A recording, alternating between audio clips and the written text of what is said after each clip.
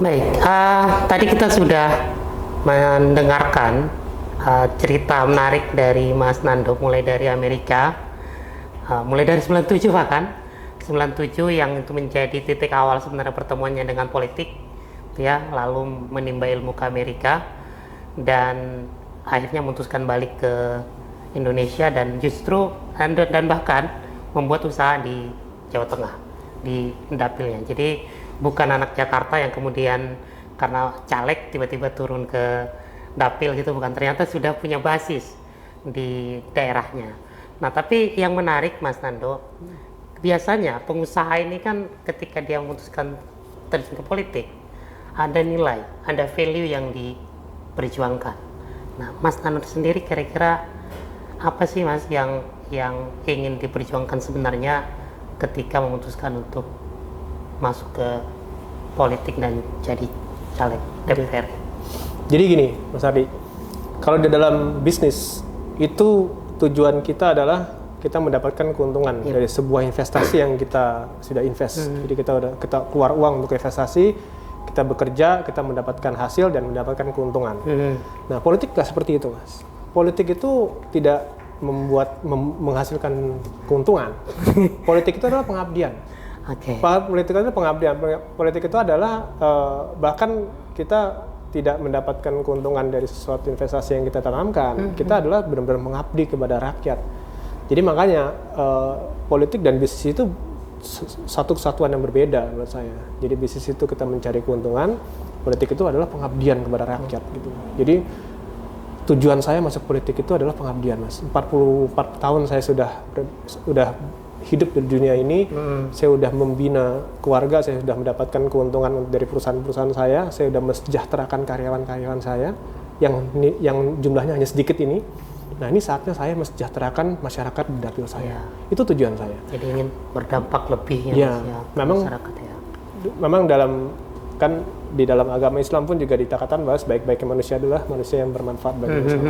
Nah, saya sudah bermanfaat untuk karyawan saya, tapi izinkan saya untuk bermanfaat untuk masyarakat luas dalam dapil saya. Mungkin suatu saat saya akan menjadi orang bermanfaat untuk satu Indonesia. Amin.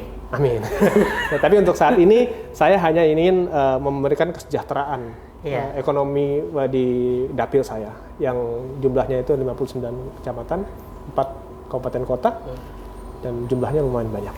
Nah, tantangan yang Mas Nando lihat di masyarakat, kira-kira apa yang menjadi problem masyarakat di dapilnya Mas Nando yang kemudian itu kayaknya saya harus perjuangkan ini?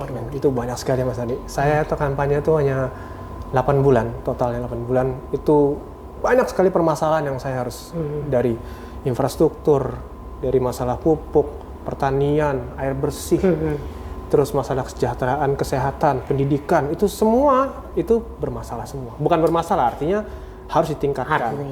Nah, karena saya waktu itu pas kampanye alhamdulillah saya masih muda dan saya masih terjun ke lapangan ya. Saya ratusan ribu saya ketemu orang, jadi saya udah menginventaris semua permasalahan ini, Mas. Saya udah menginventaris permasalahan ini. Jadi insya Allah nanti kalau saya sudah menjabat, sudah dilantik, insya Allah saya akan balik ke dapil saya dan insya Allah saya akan satu persatu saya akan mengurai permasalahan-permasalahan ini. Saya penasaran, kira-kira janji yang pernah disampaikan ke masyarakat itu mungkin banyak gitu ya, 1-2 nih Mas Nando yang mungkin bisa di-spill ke pendengar kita. Oke, jadi sebenarnya yang saya lakukan 8 bulan terakhir pada saat saya kampanye itu sebenarnya bukan hanya janji. Saya menjelaskan kepada warga konstituen saya bahwa DPR RI itu adalah hanya seorang jembatan bagi rakyat ke pemerintah pusat. Selayak namanya adalah Dewan Perwakilan Rakyat. Jadi kami hanya wakilnya panjenengan semua. Saya bilang, saya itu hanya wakilnya Bapak Ibu-Ibu sekalian. Jadi permasalahan apa yang akan saya temukan di bawah dari Bapak Ibu sekalian itu akan saya sampaikan ke kementerian atau di pemerintah pusat. Jadi saya tuh hanya jembatan aja. Jadi saya fungsinya hanya untuk komunikasi antara rakyat kepada pemerintah pusat, permasalahannya apa. Jadi seperti itu aja. Jadi menyambung lidah ya. Menyambung lidah, betul. Jadi saya otomatis nanti begitu saya dilantik, saya akan turun ke bawah, saya akan inventaris lagi permasalahannya apa, saya akan bawa ke Jakarta dan saya akan aspirasi itu akan saya suarakan. Jadi itu aja yang saya katakan ke mereka. Jadi saya nggak banyak ngumbar janji, Mas. Sambil saya sampaikan pada saat 8 bulan saya terakhir kampanye itu, saya menggunakan media Instagram saya untuk berkomunikasi dengan semua rakyat saya yang saya temuin. Jadi banyak sekali saya setiap pagi itu, selamat malam, pagi Mas Nando, apa semua saya jawabin, Mas. Itu sendiri? Saya sendiri. Tanpa admin, Mas? Tanpa admin. Bahkan banyak semua yang kontak saya itu lewat Instagram saya. Jadi semua saya jawabin. Karena saya ingin menjadi anggota dewan yang bermanfaat, Mas. Bukan hanya seorang anggota dewan yang begitu jadi terus tiba-tiba menghilang. Saya nggak mau kayak gitu. Saya pengen seperti ayah saya. Ayah saya tuh idola saya. Jadi dia tuh udah 4 periode jadi anggota DPR terus. Saya pengen terus menjadi anggota DPR. Jadi bermanfaat lah bagi dapil saya. Nah, itu tadi yang soal cerita banyak politisi yang melupakan dapil atau melupakan konstituen, kan cerita itu kan banyak, Mas. Dan itu terekam di memori publik itu. Sebagai seorang pengusaha baru, maksudnya orang yang sudah lama di dunia bisnis, sudah lama di dunia usaha, kemudian masuk ke politik, yang kira-kira menurut Mas Nando nilai-nilai di dunia usaha itu yang bisa kita bawa ke politik itu apa sih, Mas? Sehingga kemudian publik percaya gitu, kalau kita pilih anggota DPR yang dari pengusaha itu lebih baik misalnya dari yang lain, misalnya kira-kira. Ya paling nilai yang paling bisa saya jual pada saat itu adalah saya sudah selesai dengan hidup saya. Saya sudah puluhan tahun saya kerja, saya sudah mendapatkan tabungan yang cukup untuk saya dan keluarga saya. Jadi saya tidak mencari hal-hal seperti itu lagi. Yang saya cari adalah pengabdian kepada rakyat. Itu yang saya jual. Nah, kita melihat di beberapa pemberitaan ya, Mas Nando, ini kan cukup banyak bicara soal ekonomi, BUMN, bahkan sesekali saya mengkritik kebijakan di Kementerian BUMN gitu ya. Saya mau tahu, nanti kalau sudah terpilih, sudah dilantik jadi anggota DPR tanggal 1 Oktober. Ya, itu kira-kira akan memilih di komisi mana, Mas? Oh gitu. Jadi kalau saya ditanya komisi mana, otomatis saya berharapnya itu komisi yang saya sudah punya background. Saya sudah pengalaman di bidang itu. Saya sudah tahu gimana penyelesaiannya mengenai sektor-sektor itu. Nah, kenapa tadi sempat dikatakan bahwa saya sering komentar mengenai BUMN, ekonomi, keuangan? Karena wartawan yang nanya ke saya, kalau bukan sekitar itu, saya nggak pernah jawab. Saya bilang saya nggak paham kalau masalah itu. Tapi kalau misalnya saya bicara ekonomi, kita bicara BUMN, kita bicara keuangan, itu saya paham sekali. Karena itu adalah bidang saya, itu adalah background saya, itu sesuatu yang saya tekuni selama bertahun-tahun di negara ini. Jadi otomatis saya gatel untuk berkomentar di situ. Gitu. Ya, jadi itu tadi cerita Mas Nando bagaimana beliau merawat dan memperjuangkan aspirasi di masyarakatnya. Dan ini salah satu kelebihan dari politisi muda, sangat aware terhadap sosial media, menggunakan sosial media sebagai jalur komunikasi kepada masyarakat. Jadi untuk masyarakat dapil Jateng 1, Kabupaten Semarang, Kota Semarang, Kabupaten Kendal, dan Salatiga, jangan sungkan-sungkan untuk menyampaikan aspirasi ke Mas Nando lewat sosial medianya. Sosial media dijawab sendiri, jadi bukan lewat admin. Jadi semua aspirasi insya Allah akan dibaca langsung oleh Mas Nando. Baik, Mas Nando, sebelum kita akhiri percakapan kita, perbincangan kita pagi hari ini, kita mau kuis dulu, Mas Nando. Oh, iya. Ini kuisnya jawab cepat, disordered. Jadi nanti saya akan tanya ke Mas Nando dan mohon dijawab untuk cepat dan ringkas. Nggak perlu ada penjelasan. Langsung aja. Jadi tegang nih saya ini.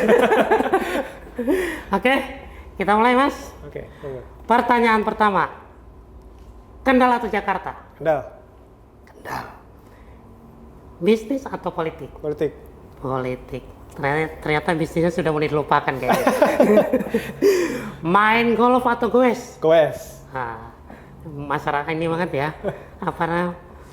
sehat banget gitu. BUMN atau kementerian? BUMN-nya maksudnya perusahaannya? Kementerian. Kementerian. Nih, ini udah agak serius nih kita nih. Bahlil atau Erlangga? Bahlil lah ada. Karena ketum baru kayaknya. Bahlil lah ada dia.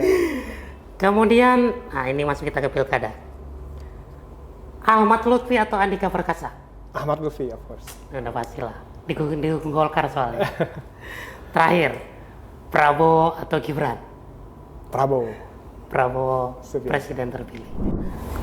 Baik, terima kasih Mas Nando atas perbincangan kita pada pagi hari ini. Sebelum kita tutup, kita mau mendengarkan dulu closing statement dari Mas Nando. Mungkin ada pesan-pesan buat masyarakat di Jateng 1 yang sudah memilih Mas Nando di pemilu kemarin. Baik, pertama-tama saya mengucapkan banyak terima kasih, terutama ke Mas Hardi dan Promedia yang sudah mengundang saya, yang sudah memberikan kesempatan saya untuk datang ke sini dan mengulik perjalanan hidup saya. Pesan dari saya tentunya untuk dapil saya, kemarin ada 63.881 suara untuk saya. Terima kasih banyak atas pilihan saya. Tapi saya di sini bukan sebagai anggota dewan untuk 63.000, tapi saya sebagai anggota dewan 4 kabupaten kota, Kabupaten Kendal, Kota Semarang, Kabupaten Semarang, dan Kota Salatiga. Jadi insya Allah doakan saya berjanji akan menjadi anggota DPR RI yang amanah, yang mewakili 4 kabupaten kota tersebut, bukan hanya orang yang milih saya, tapi seluruh warga 4 kabupaten kota tersebut. Jadi sekali lagi terima kasih, Nadi. Insya Allah nanti di lain kesempatan kita bisa ketemu lagi.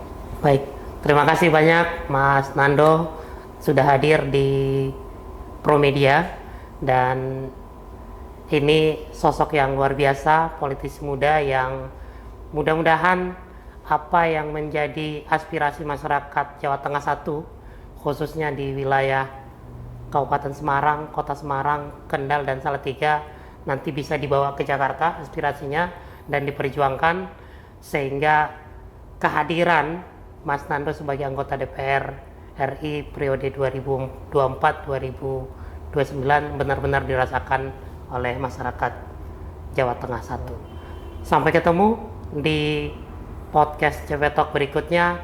Assalamualaikum warahmatullahi wabarakatuh. Waalaikumsalam.